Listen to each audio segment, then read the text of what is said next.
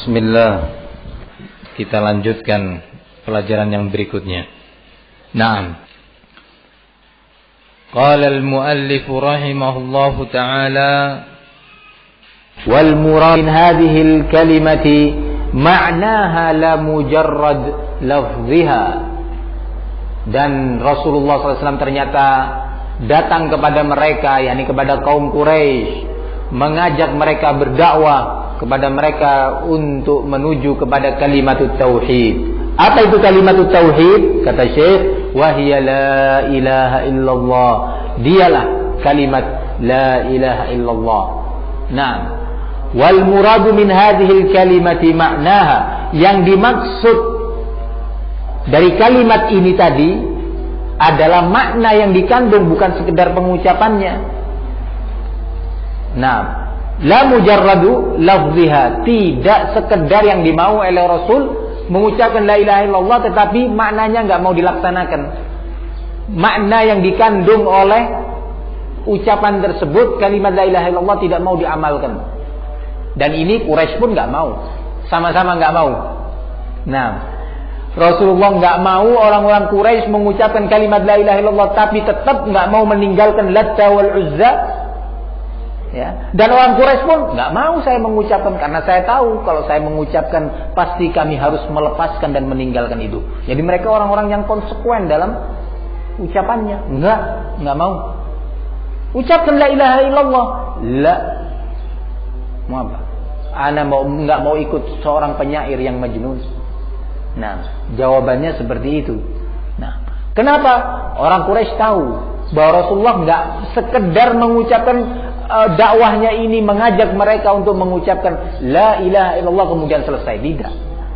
Mereka paham bahwa yang dimaksud oleh Rasul adalah la ilaha illallah secara pengucapan dan sekaligus secara makna diamalkan, yaitu meninggalkan semua bentuk tawassul, segala bentuk permohonan kepada selain Allah, segala bentuk penyandaran diri kepada selain Allah. Ini yang dimaksud oleh pernyataan beliau, maknaha la mujarradu lafziha. Wal kuffaru al juhal ya'lamuna anna muradan nabi sallallahu alaihi wasallam bihadhihi al kalimati huwa ifradullah ta'ala bitta'alluqi wal kufru bima yu'badu min dunillah wal bara'atu minhu fa innahu لما قال لهم قولوا لا إله إلا الله قالوا أجعل الآلهة إلها واحدا إن هذا لشيء عجاب.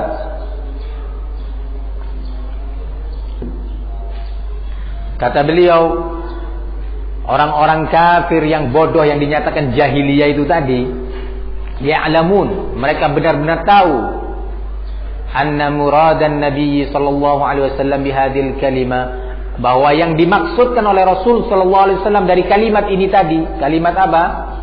La ilaha illallah. Nah, huwa ifradullah ta'ala bitta'alluq.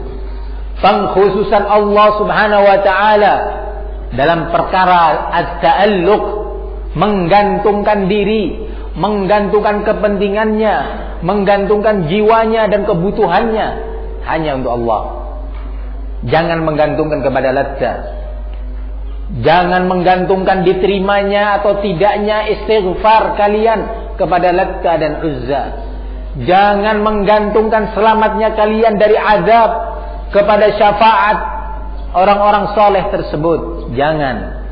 Ini yang dimaui oleh Rasulullah, dan orang-orang musyrikin memahami apa yang dimaui oleh Rasulullah sallallahu alaihi wasallam. Nggak perlu belajar kasus syubhat, ya, nggak perlu belajar kitab tauhid Abu Jahl, nggak perlu belajar. Nah, kalau kita kan harus belajar dulu untuk mengerti apa itu la ilaha illallah, harus belajar kita. Abu Jahl nggak perlu belajar. Waktu Rasulullah menaik ke atas Safa, naik bukit gitu, Rasulullah menyatakan, ya ma'syara Quraisy, qulu la ilaha illallah tuflihu. Katakan kalimat la ilaha illallah, pasti kalian akan selamat. Faham Quraisy. Nggak perlu. Qala al-muallif rahimahullah, nggak perlu. pinter. Nah, ini mereka. Nah, enggak. Apa jawabannya? Ini yang akan disebutkan oleh Syekh rahimahullah yang menunjukkan tentang pinternya orang Quraisy. Nah, walaupun mereka jahil, ya, walaupun mereka dinyatakan jahiliyah, tapi pinter paham. Nah, karena pahamnya itu terus kemudian nggak mau mengikuti, ya akhirnya diberi nama apa? Jahiliyah. Nah, Abu Jahal itu kunyahnya dulu sebelum Islam Abul Hakam. Orang yang pintar, yang bijaksana di dalam menentukan keputusan-keputusan. Ketika terjadi pertempuran antar kabilah Quraisy, perselisihan dalam urusan dagang, dalam urusan tanah ini, Abu Al-Hakam ini tadi, Abu Jahal yang berada di depan memutuskan. Tapi ketika Islam datang dan tidak mau mengucapkan kalimat la ilaha illallah dengan konsekuensinya tentunya yang dia pahami, dirubah menjadi Abu Jahal, bapaknya kebodohan. Nah, yang tadi semulanya bapaknya kebijaksanaan yang penuh dengan hikmah. Nah, ikhwani fid din azzakumullah. Nah, wal kufru bima yu'badu min dunillah, dan bahwasanya juga yang diinginkan oleh Rasul dari kalimat la ilaha illallah ini adalah pengingkaran terhadap segala yang diibadahi selain Allah. Pengingkaran terhadap segala yang digantungi, yang ditawakali selain Allah Azza wa Jalla. Ini yang dimaui oleh Rasulullah. Wal bara'atu minhu, dan sikap berlepas diri. Ya. Berlepas diri, bukan sekedar kufur, tetapi bara'ah, benci dan berlepas diri terhadap segala yang diibadahi selain Allah Subhanahu wa taala. Nah, fa'innahu lamma qala lahum, sesungguhnya beliau Rasulullah ketika berkata kepada orang-orang musyrikin Quraisy, qulu la ilaha illallah, katakan kalimat la ilaha illallah. Qalu aja'alal alihata ilahan wahida, apakah kemudian setelah kami mengucapkan la ilaha illallah kamu mau dijadikan ilah-ilah ini tadi? Habib Latta, Sayyid Wud, Sayyid Nasr, Al-Mukarram, Barakallah Ya'uq, Al-Wali, Yaghus. Ini wali ini semua, ini orang-orang saleh ini. Siapa yang menyatakan bahwa mereka itu orang-orang saleh? Nanti akan disebutkan oleh Syekh dalilnya satu persatu. Sebelumnya sudah kita sempat singgung bahwa Ibnu Abbas menjelaskan siapa itu Wad, wa Suwa', wa Yaghus, wa Ya'uq, wa Nasr, bahwa mereka adalah orang-orang saleh dari kaum Nabi Allah Nuh yang ketika meninggal dunia tidak bisa menerima orang-orang yang ditinggal, bersedih, kehilangan kakek, kehilangan nenek moyang, kehilangan ayah yang solihin.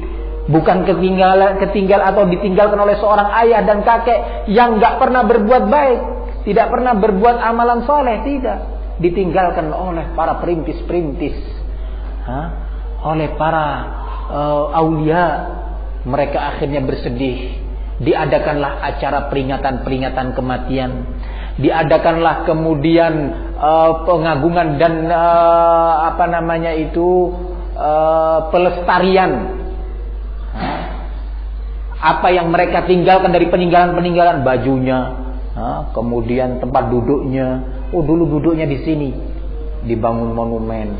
Nah, oh dulu kalau dia sholat di sebelah sini, dibangun lagi monumen lagi. Nah, oh kita buat gambarnya, dilukislah gambarnya. Nah, ini mereka dahulu sampai berlanjut berganti generasi, berganti zaman, sampai akhirnya mereka diibadahi. Bagaimana bentuk ibadahnya? Bentuk ibadahnya ketika mereka mau minta ampun kepada Allah karena berdosa, habis bunuh orang dalam perselisihan kemarin, datang ya Latta ya Uzza, sampaikan kepada Allah, ya Latta ya Uzza, oh ya Rabbi, bilatta biswa' wa Yaghus. Kalau sekarang ya Rabbi bil Mustafa balligh maqasidana waghfir lana ma madha. Ya wasi'al karami. Apa maknanya ini? Ya Rabbi bil Mustafa. Ya Rabb dengan perantara al-Mustafa. Siapa al-Mustafa? Rasulullah sallallahu alaihi wasallam. Balligh maqasidana, sampaikanlah kebutuhan-kebutuhan kami, keinginan-keinginan kami. Waghfir lana ma madha. Ya Allah, dengan Mustafa ini pula, dengan wasilah dia ya Allah, ampunilah apa yang telah lalu dari dosa-dosa kami. Sama apa tidak? Inilah yang dilakukan oleh musyrikin dahulu. Ikhwani fid din, hafizakumullah. Ayat ini menunjukkan bahwa benar-benar Abu Jahal dan yang bersamanya mengerti maksud Rasul. Mengerti apa yang dimaui oleh Rasul sallallahu alaihi wasallam walaupun enggak belajar Fathul Majid. Apa? Coba perhatikan. Aja'alal aliha ilahan wahida? Inna hadza la syai'un ujab. Ini suatu hal yang aneh, ajaib dari Muhammad ini. Masa enggak boleh kita menghormati wali-wali Allah? Tidak boleh kita menyayangi mereka? Ini jawabannya.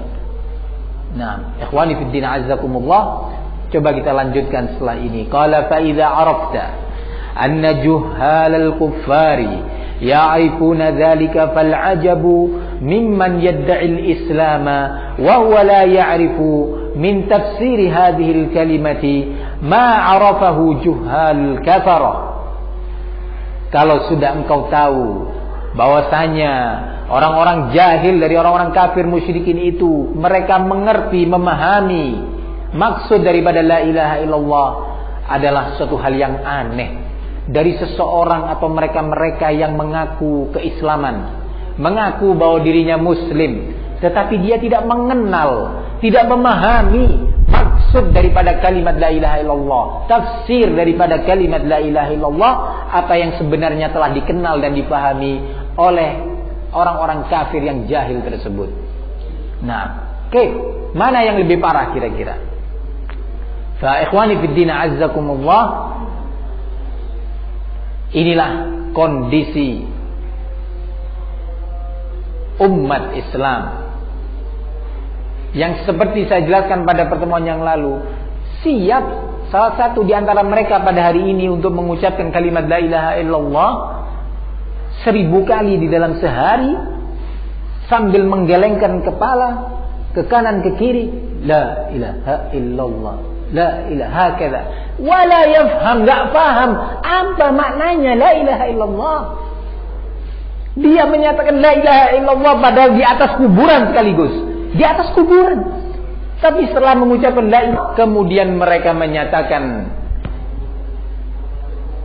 Rabbi Allahumma salli salatan kamilatan wa sallim salaman taman ala sayyidina Muhammadin alladhi tanfariju bihil qurab wa tanhallu bihil uqad. Ini baru loh mengucapkan la ilaha illallah, baru selesai tadi. La ilaha illallah, la ilaha illallah. Setelah itu apa ucapannya? Ya Allah, berikanlah salawat yang sempurna kepada Rasul dan salam yang sempurna kepada Sayyidina Muhammad, yang dengannya, dengan Muhammad ini tadi terlepaslah segala tali kesulitan, terlepaslah segala bentuk ikatan musibah. Dan dengan Muhammad ini tadilah terpecahkan semua permasalahan. Nah, semua kesempitan menjadi lapang dengan Muhammad, bukan dengan Allah. Nah, coba perhatikan ikhwani fid din azzakumullah, siap mengucapkan la ilaha illallah, enggak paham apa maknanya la ilaha illallah.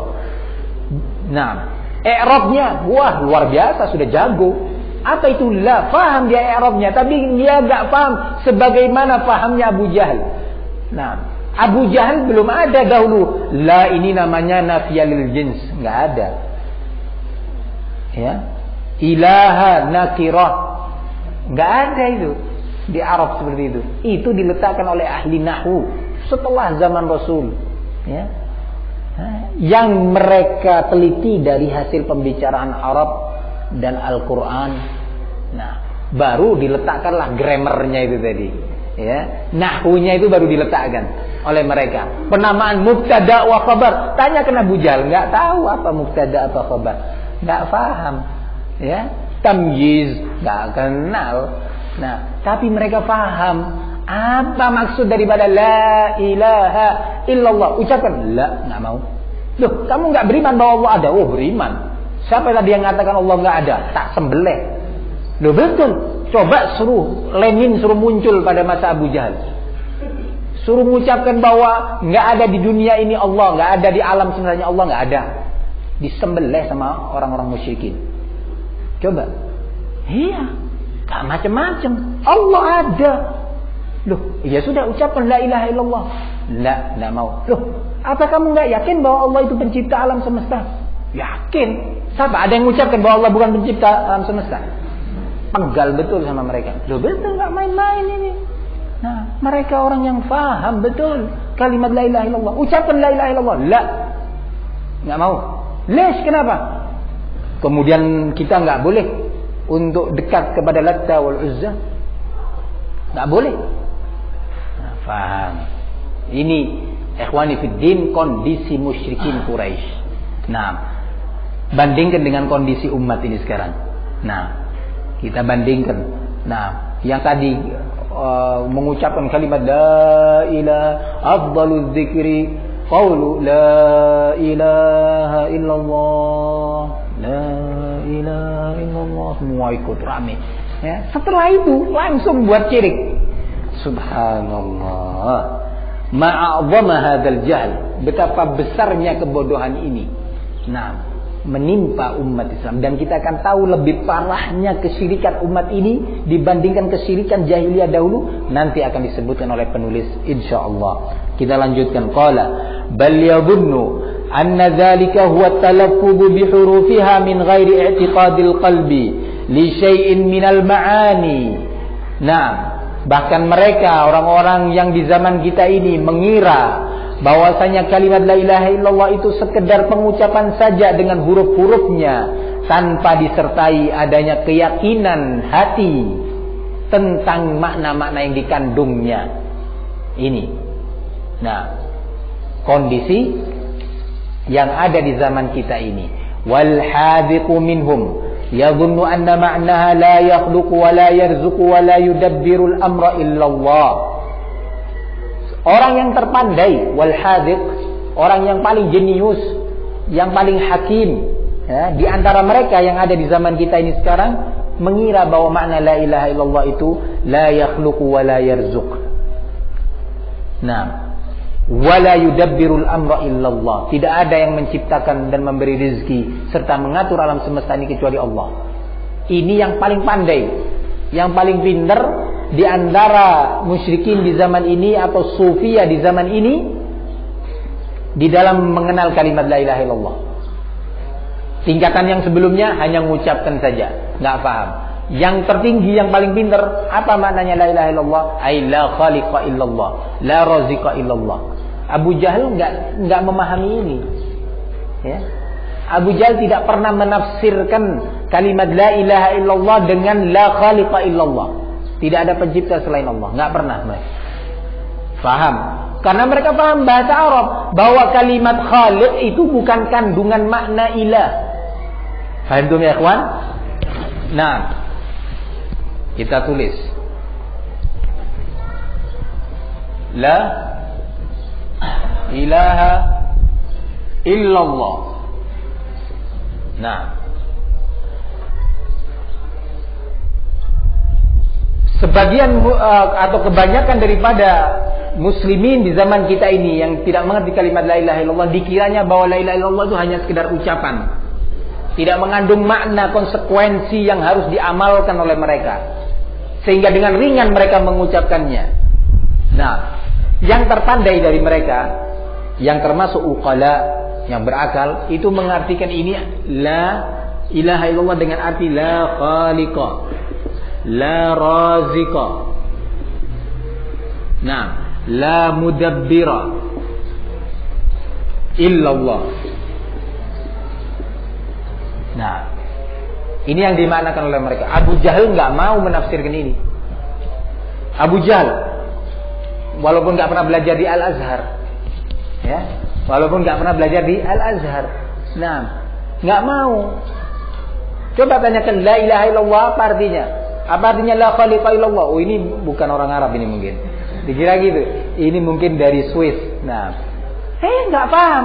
Nggak ada dalam bahasa Arab khaliq ini kandungan makna dari kalimat ilah.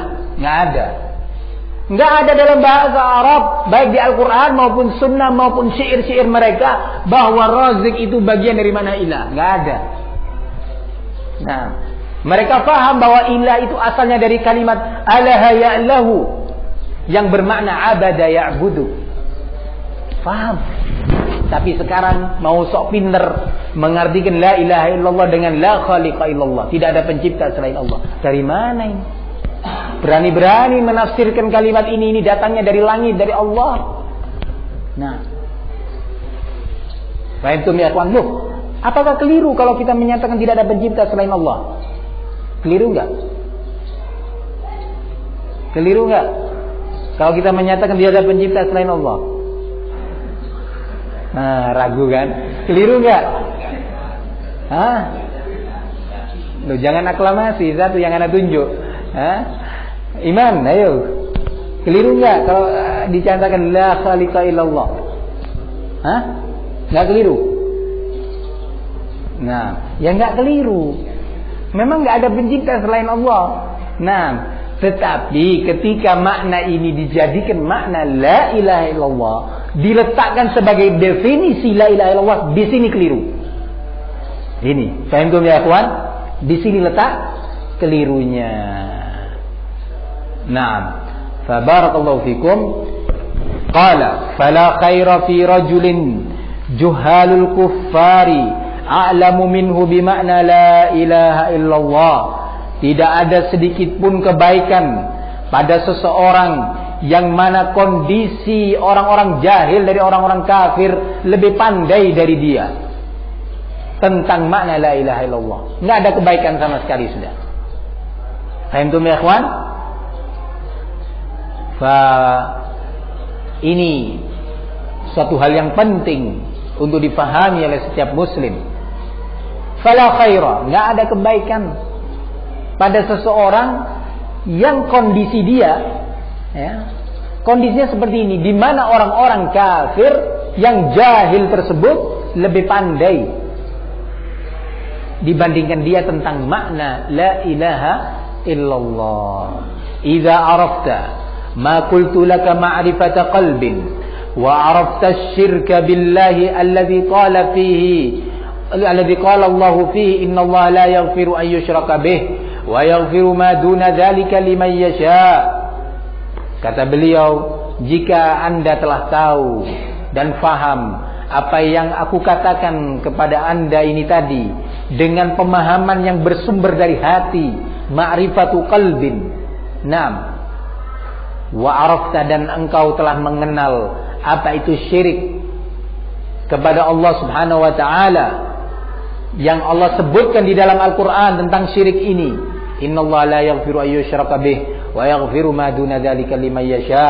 Sesungguhnya Allah tidak akan mengampuni dosa syirik, dan Allah hanya akan mengampuni yang tingkatannya di bawah dosa kesyirikan tersebut bagi barang siapa yang Allah kehendaki. Kalau engkau sudah mengerti tentang syirik yang Allah sebutkan ciri-cirinya atau nilainya seperti ini di dalam Al-Quran, bahwa Allah tidak akan mengampuni barang siapa yang meninggal dunia belum minta ampun darinya. Nah, wa arafta dinallah alladhi arsala bihi rusula min awalihim ila akhirihim, dan engkau telah mengerti tentang agama Allah ini yang Allah dengannya telah mengutus para rasulnya, para nabinya dari awal sampai akhir, yakni dari Nuh sampai yang terakhir Rasulullah SAW. Alladzi la yaqbalullaha min ahadin dinan siwahu, yang sama sekali Allah tidaklah menerima dari seorang pun agama apapun kecuali agama tauhid ini tadi. Nah, wa arafta ma asbaha ghalibun nasi fihi minal jahli bihadza, dan engkau telah mengerti bagaimana kondisi tentang kebanyakan atau mayoritas manusia dari bentuk kebodohan tentang makna tauhid ini tadi, tentang makna din tauhid. Sekarang Syekh menggambarkan, coba perhatikan, renungkan sekarang, kata beliau. Lihat bagaimana kondisi musyrikin yang seperti itu kondisinya. Mereka mengerti kalimat la ilaha illallah tapi nggak mau mengucapkannya. Nah, sementara kondisi kebanyakan umat sekarang ini dengan gampang mengucapkan kalimat la ilaha illallah tetapi nggak mengerti apa itu makna yang dikandung, konsekuensi yang dikandung oleh kalimat ini, nggak paham. Bahkan jangankan yang awam, yang sudah belajar pun dari mereka nggak paham apa itu la ilaha illallah. Ketika kita melihat mayoritas seperti ini, bagaimana tidak mayoritas? Kita lihat berapa jumlah yang mengerti. Kalau kita digolongkan orang yang mengerti, kira-kira berapa jumlahnya? Coba kita perhatikan. Kita tanya, adakan sensus coba. Dari masjid-masjid habis sholat Jumat, bubaran sebentar. Nah, ada petugas sensus buat 100 ikhwan keliling. Tanya satu persatu. Atau kalau ingin lebih tenang suasananya, saya nggak bisa jawab, keburu-buru, mau pulang Jumat tadi saya lapar. Datang ke rumahnya satu persatu, ambil contoh ya, di kampus 1000 orang, di Pakem sini 1000 orang, datangin ke rumah. Apa makna la ilaha illallah? Coba adakan sensus. Nah, apa makna la ilaha illallah? Apa artinya iman kepada Allah? Tanyakan, kamu beriman nggak kepada Allah? Maaf Bapak, kita kan sama-sama beriman. Bapak beriman kepada Allah? Iya. Maaf Pak, apa maknanya iman kepada Allah? Kira-kira apa jawabannya? Kira-kira apa jawabannya? Percaya kalau Allah itu ada, kan iya. Nah, yang satu lebih pintar lagi, jawab tetangga sebelahnya, maksudnya adalah beriman bahwa Allah itu pencipta. Nah, yang sebelahnya kebetulan SAG gitu lah. Ya, paham tuh? Jadi maknanya naik dikit gitu lah. Nah, barakallahu fikum ya ikhwan, ini kondisi muslimin mayoritas seperti ini. Nah, Syekh sekarang mau masuk kepada suatu pembicaraan penting bagi kita, untuk kita merenungi kondisi yang seperti ini. Kalau sudah direnungi, kata Syekh, kemudian beliau menyatakan, kalau engkau sudah mengerti kondisi yang seperti ini, bagaimana mayoritas umat ini, afadaka faidatain, memberikan kepada engkau 2 faidah penting. 2 faidah penting yang harus kita ketahui. 2 faidah ini, faidah diambil dari hal apa? Antum sahal. Nah, Ivan, faidah ini yang akan disebutkan diambil dari apa? Disimpulkan dari apa? Amir. Naam. Ibrahim. Makna la ilaha illallah. Sekarang pertanyaannya, siapa yang bisa menjawab? 1, 2, 3, 4. Naam, hendak ya Hasan. Ahsanta, Allah barik fik. Naam, yakni akan diambil faedah ini dari kesimpulan bahwa mayoritas umat ini tidak mengenal makna la ilaha illallah. Bahkan al-hadith minhum, yang pandai pun dari kalangan mereka tidak ngerti apa itu kalimat la ilaha illallah. Ada 2 faedah penting. Qala Syekh, al-ula, yang pertama, faedah yang pertama,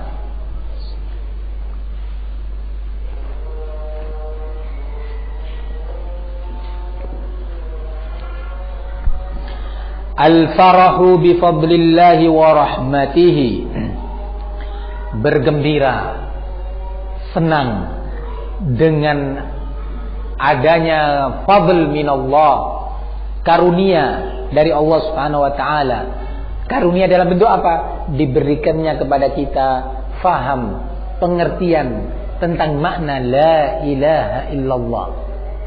Nah, keutamaan ini karunia dari Allah. Ketika kita paham, oh makna la ilaha illallah itu begini maksudnya. Suatu nikmat yang terbesar, karunia dari Allah. Wa rahmati, dan rahmat dari Allah. Lu apa boleh bergembira dengan keutamaan dan karunia yang diberi oleh Allah? Bukan sombong itu, Ustaz. La, itu bukan bagian daripada sombong. Buktinya Allah menyatakan. Dalilnya, qala ta'ala, qul bifadlillahi wa birahmatihi fabidzalika falyafrahu huwa khairun mimma yajma'un. Katakan wahai Muhammad kepada mereka, hanya dengan karunia dari Allah lah dan juga berkat rahmat Allah lah hendaknya mereka itu bergembira. Falyafrahu, bersenang. Nah, huwa khairun, karena sesungguhnya keutamaan atau karunia dari Allah itu tadi lebih baik, lebih mulia, lebih besar nilainya mimma yajma'un, dari apa yang mereka kumpulkan dari perkara dunia. Lebih baik itu semua. Maka bergembiralah. Sekarang kita merasakan kesenangan tersebut. Nah, merasakan, barakallahu fikum, betapa gembiranya kita ketika diberi karunia ini tadi, fadl minallah. Apa itu fadl yang diberikan? Apa karunia yang diberikan kepada kita? Al-fahm wal ma'rifah wal ilm bimakna la ilaha illallah. Ilmu tentang makna la ilaha illallah. Alhamdulillah kita diselamatkan oleh Allah.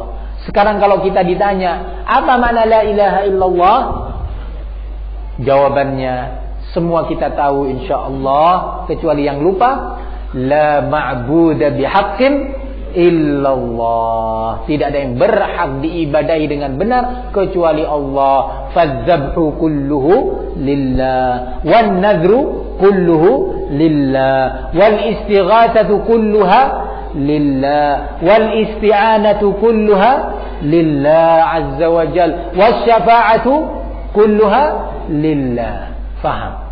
War rasul la yamlik syai'an li nafsihi dharran wala naf'an. Lo Rasulullah enggak punya apapun untuk dirinya sendiri. Enggak punya apa-apa. Lo katanya punya syafaat. Iya, miliknya Allah. Enggak mampu Rasulullah memberikan syafaat kalau enggak diberi izin oleh pemiliknya. Nah, faham, alhamdulillah. Kalau mau minta ampun saja kepada Allah. Enggak perlu ziarah ke kuburan wali, enggak perlu. Faham, ini makna la ilaha illallah. Faham makna la ilaha illallah secara definisi ringkas, yakni la ma'buda bihaqqin illallah. Ini definisi ringkas, dan alhamdulillah diberi juga oleh Allah karunia faham dan ilmu tentang definisi la ilaha illallah dalam bentuk praktek amalan, sehingga dia tidak mau bertawakal kepada selain Allah, tidak mau berkeyakinan bahwa ada selain Allah yang bisa melepaskan dari berbagai macam bentuk kesempitan dan kesulitan. Nggak mau, karena dia yakin hanya pada Allah dan meminta kepada Allah Subhanahu wa taala. Ini fadl minallah, karunia. Ini faedah al-ula. Faham? Apa al-faedah al-ula? Al-farah bifadlillah, gembira terhadap atau dengan sebab karunia yang diberikan oleh Allah Subhanahu wa taala. Ini al-faedah al-ula. Nah, kemudian beliau menyatakan setelah itu, barakallahu fikum,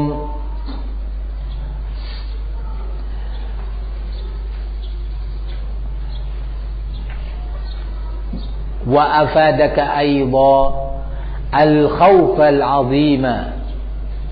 Dan yang kedua, faedah yang kedua yang bisa disimpulkan dari kondisi umat yang ada seperti ini adalah al-khawf, lawan dari yang pertama. Apa itu? Takut, khawatir, yang sangat untuk dia menjadi golongan orang yang tidak mengerti baik secara definisi ringkasnya ataupun tidak mengerti di dalam merealisasikan, mengaplikasikan kalimat la ilaha illallah. sudah dia mengucapkan kalimat la ilaha illallah, Masya Allah, dia mengerti bahwa la ma'budu bihaqqin illallah, tapi dia nggak paham secara rinci atau bagian-bagian tertentu dari makna la ilaha illallah, sehingga dia masih berkeyakinan misalnya bahwa kalau beristighfar kepada Allah di dekat kuburan wali itu lebih didengarkan. Nah, ini bagian rinci, atau berkeyakinan bahwa syafaat itu dimiliki oleh Rasul sallallahu alaihi wasallam sehingga diminta dari Rasul. Nah, ini kekeliruan di dalam mengaplikasikan kalimat la ilaha illallah. Khawatir jangan-jangan saya keliru dalam satu poin dari sekian poin makna la ilaha illallah, takut. Nah, khauf. Yang kedua, takut mayoritas umat seperti ini. Nah, anak takut kepada diri anak sendiri dan kepada anak-anak sendiri. Sehingga ya ikhwani fid din azzakumullah, nah, semakin seseorang mengerti tentang makna la ilaha illallah, semakin dia memiliki ilmu tentang makna la ilaha illallah, semakin kegembiraannya tinggi, semakin besar tingkat kegembiraannya yang akan mendorong dia untuk bersyukur kepada Allah, ya. Yang kedua, akan mendorong dia untuk takut terhadap dirinya dan terhadap dzurriyyahnya. Oleh karena itu, Ibrahim alaihissalam, Nabi Allah Ibrahim, karena pengertian dia tentang kalimat la ilaha illallah, karena fahamnya beliau tentang kalimat la ilaha illallah, beliau menyatakan wajnubni wa baniya an na'budal asnam. Ya Allah, jauhkan aku dan keturunanku dari peribadatan kepada al-asnam ini. Nah, minta kepada Allah dengan penuh takut.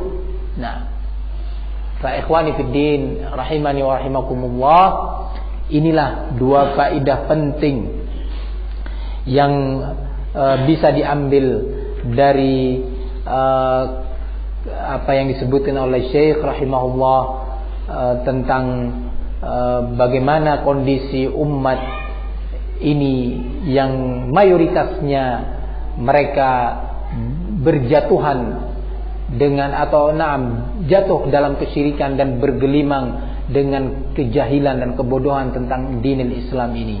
Nah, wallahu taala alam bissawab. Ada yang perlu disampaikan? Tafadhal.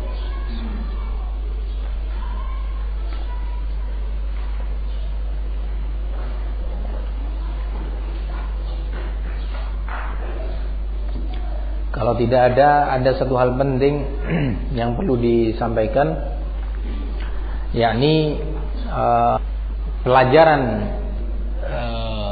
durusul lughah yang disampaikan oleh Al-Ustaz Yasir sampai pada jilid yang kedua, bukan begitu?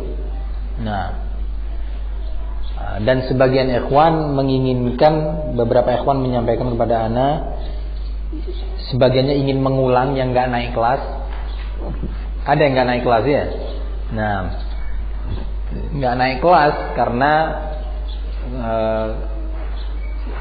sehari datang, 3 hari nggak datang, sekali pertemuan datang, 3 kali pertemuan nggak datang. Nah, sampai ustadznya malas ngeliat, aduh ini si fulan minggu lalu nggak hadir, sekarang hadir. Minggu yang kemarinnya sudah 2 minggu nggak hadir, sekarang hadir. Akhirnya ustadznya capek, malas mau ngajar. Nah, ini penting. Nah, bagi ikhwan untuk diketahui, selama seorang lebih ilmunya dari kita, maksimalkan istifadah dari dia yang kita mampu. Selama seorang masih lebih ilmunya dari kita, ambil dari dia. Mumpung ada kesempatan, belum dicabut oleh Allah Subhanahu wa taala. Ini satu hal penting. Kemudian atas dasar itu insyaallah akan dibuka pelajaran durusul lughah dari jilid yang pertama. Nah, waktunya nanti akan diatur. Nah, dan diharapkan ikhwan bisa menggunakan nikmat ini. Nah, digunakan nikmat ini pada tempatnya. Nah, fa barakallahu fikum. Kemudian yang enggak kalah pentingnya adalah ana yakin dari yang hadir ini sekarang tidak sedikit jumlahnya yang belum bisa membaca Al-Quran dengan benar. Ana yakin. Nah, kalau tajwid memang sulit, minimalnya makharijul huruf. Makhrajul huruf, ya, itu penting. Walaupun nggak bisa idgham, ya, dan yang lainnya, itu nggak jadi masalah, nggak merubah makna, gitu loh. Tetapi kalau yang keliru itu makhrajul huruf, nah ini yang bahaya. Nah, misalkan dia nggak bisa menyatakan innalladzina amanu, misalkan itu nggak merubah makna. Kalau dikatakan innalladzina amanu, nggak merubah makna. Tetapi sebaiknya Al-Quran dibaca dengan seperti itu. Sebaiknya Al-Quran dibaca dengan cara seperti itu. Nah, ada idgham dan yang lainnya dari hukum-hukum tajwid. Namun yang penting untuk antum kuasai minimalnya adalah makharijul huruf. Makharij al-huruf. Nah, fa barakallahu fikum. Innallaha sami'un alim. Sesungguhnya Allah itu maha mendengar dan maha pedih. Artinya keliru. Siapa yang bisa menemukan kekeliruannya? Alim. Ya karena sudah diartikan. Tadi bingung apa sih kok Ustaz, kelirunya di mana sih? Iya kan? Kelirunya di mana sih Ustaz? Nah.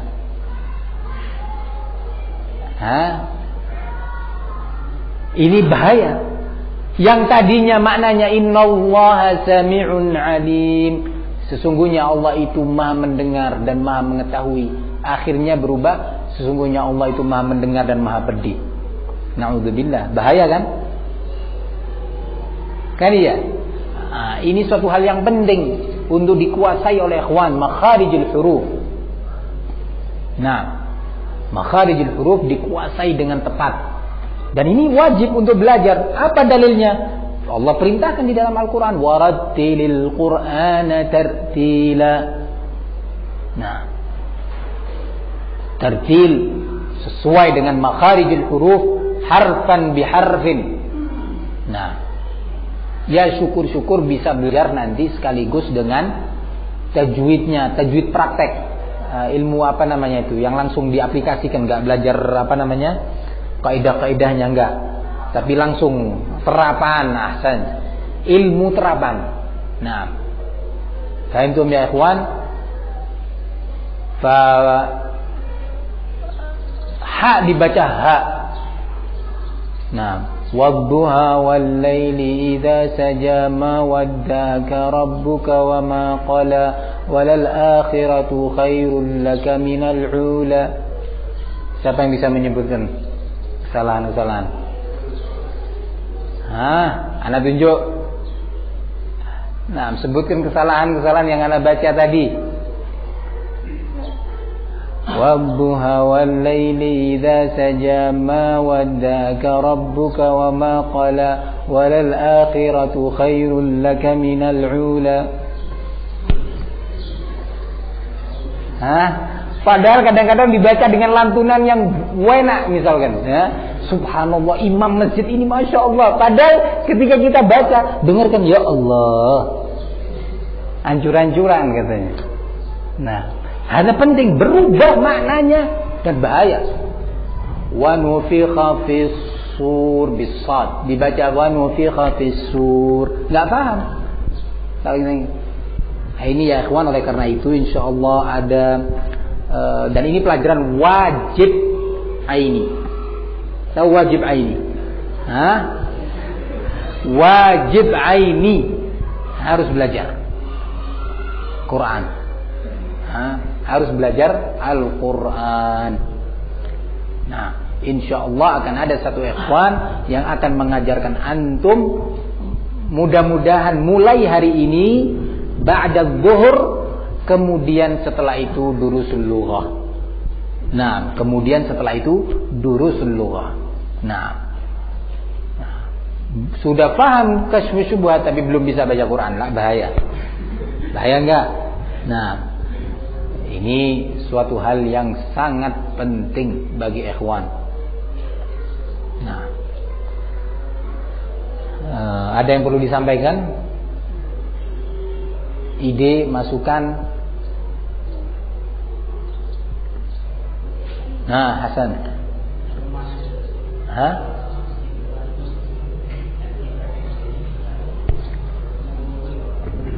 Mulai minggu depan?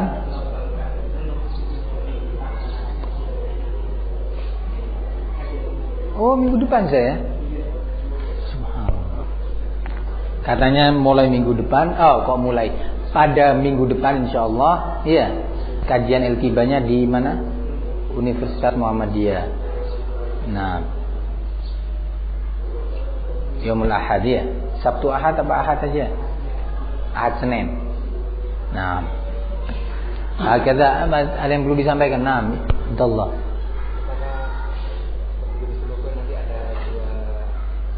Dua jam.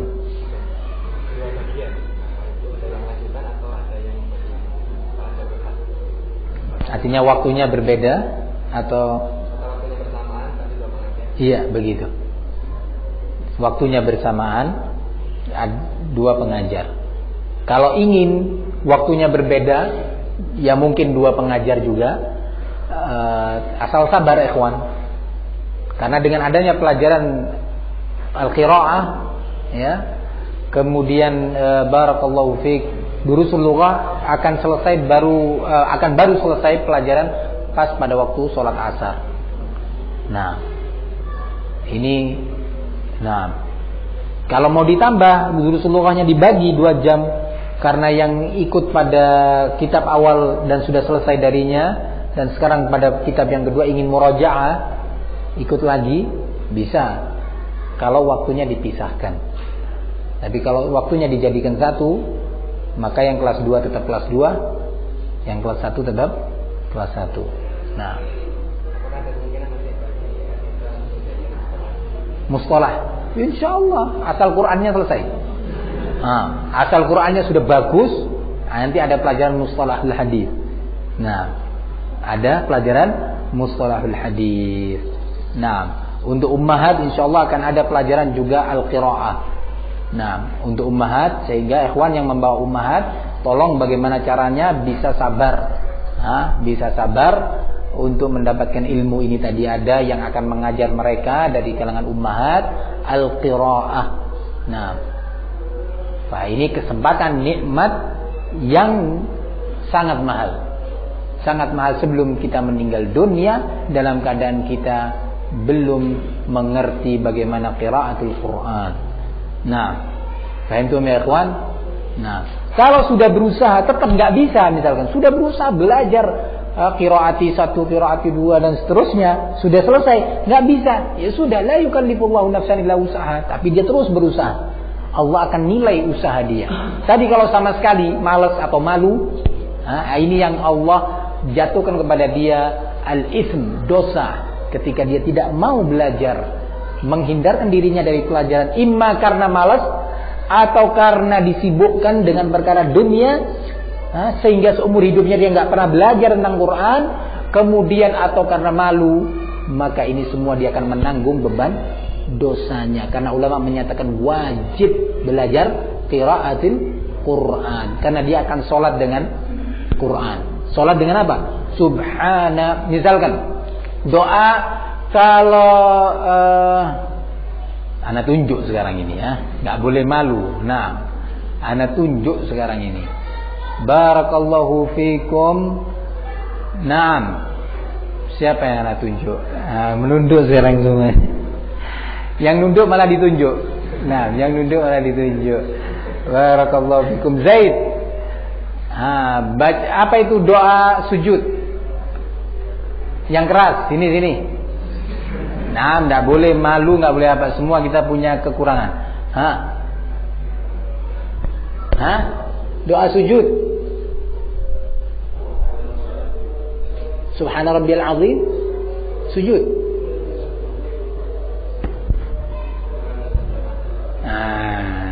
Subhana rabbiyal a'la. Sudah berapa kesalahan? Ini sama, banyak ikhwan yang seperti ini nggak sengaja di waktu sholat, atau memang nggak bisa karena nggak belajar. Coba, bagaimana doa sujud? Subhana Rabbiya al-a'la. Kalau dibaca subhan,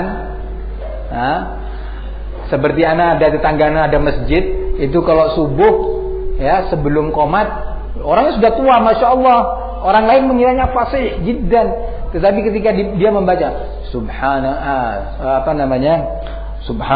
bihamdi, subhanallah al-azim, astaghfirullah, kata dia, diulangi nintas 100 kali atau berapa, tapi ana dengarkan bacaannya itu subhana wa bihamdi, subhanallah al-azim, subhanallah al-azim, astaghfirullah. Coba subhana wa bihamdi. Apa itu hamada? Hamada. Coba berubah maknanya. Kira-kira mau diterima enggak sama Allah? Mau diterima Ustaz, Allah itu Ghafurur Rahim. Iyalah kalau belajar. Nah kalau enggak belajar, apa bisa diterima oleh Allah? Enggak pernah mau belajar. Enggak pernah mau merasa bahwa dirinya kurang dalam hal ini. Berubah makna. Padahal ini sholat. Nah, at-tahiyatu lillah, dibaca at-tahiyatu lillah. Saya nanya kan, kita kalau baca, lah keliru. Nah, oleh karena itu penting bagi kita untuk belajar makharijul huruf agar kita bisa dengan benar dan tepat mengucapkan Al-Quran, mengucapkan ad-du'a fi shalah wal azkar fi shalah. Nah, ini suatu hal yang wajib setiap ba'da zuhur secara keseluruhan ikhwan harus belajar Al-Quran mulai hari ini. Fahimtum? Sami'tum? Nah, isbiru. Ini pelajaran wajib Al-Kiba. Nah, pelajaran wajib di Al-Kiba adalah qiraatul Quran. Nah, ilahuna, ada yang perlu disampaikan? Irji'. Ada. Makan habis zuhur, makan. Enggak langsung. Jadi istirahat. Sholat itu kan refreshing ya. Nah, sholat itu refreshing. Nah, barakallahu fikum, wudu, sholat, zikir ini refreshing. Nah, kalau masih kurang Ustaz, loh kok kurang? Ingat ada pisang goreng di sana di Maksov. Ya sudahlah, beli pisang goreng dulu, kemudian makan. Ya, kira-kira berapa waktunya diatur nanti? Tepatnya jam berapa? Kita selesai sholat itu jam 12:45 mungkin, atau 12:30 katakan. Kalau nggak terlambat itu 12:30. Dimulai jam berapa? Jam 1? Talimnya? Jam 1 qiraatul Quran. Kira-kira 40 menit, maksimal 50 menit. Kemudian setelah itu istirahat 10 menit, durusul lughah. Nah, hakadha khalas mulai hari ini insyaallah. Nah, ilahuna subhanakallahumma wa bihamdika asyhadu an la ilaha illa anta astaghfiruka wa atubu ilaik.